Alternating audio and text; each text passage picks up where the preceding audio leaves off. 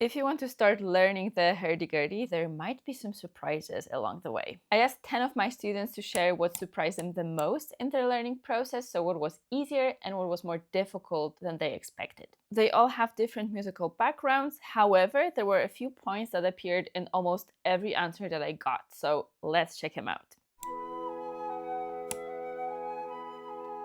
The thing that I observe among my students and also people who are trying to play the hurdy-gurdy for the first time in general is that they are able to learn how to play melodies pretty quickly. It was also a significant point in the feedback that my students gave me. Learning how to play simple melodies on the hurdy-gurdy was usually easier than they expected. And it gets even easier if you already have experience with other instruments such as the piano or the guitar.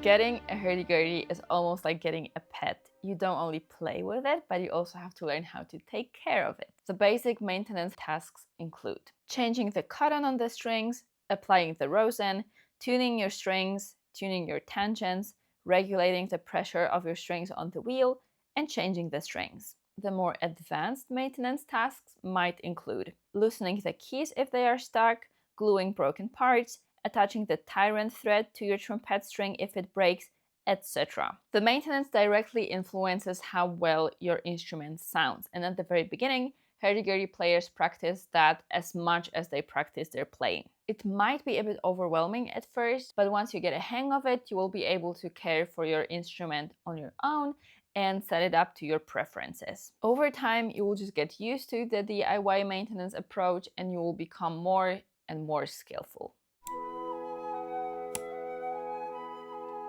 According to my students, learning how to play the buzzing accents and how to control the trumpet on its own was easier than they expected. It might look a bit intimidating at first, but if you start with a simple pattern like the two-stroke, for example, you should be able to learn it quite quickly. However, the easy part is learning how to play the trumpet separately. Then comes the more difficult part.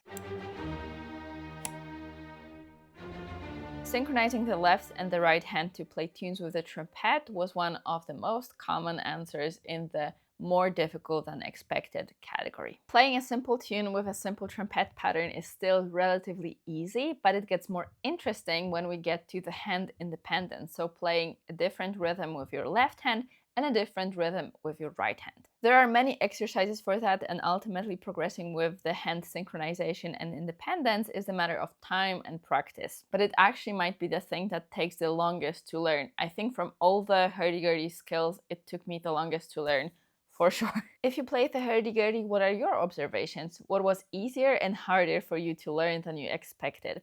Let us know in the comments. Thank you so much for watching and have an awesome day. Bye!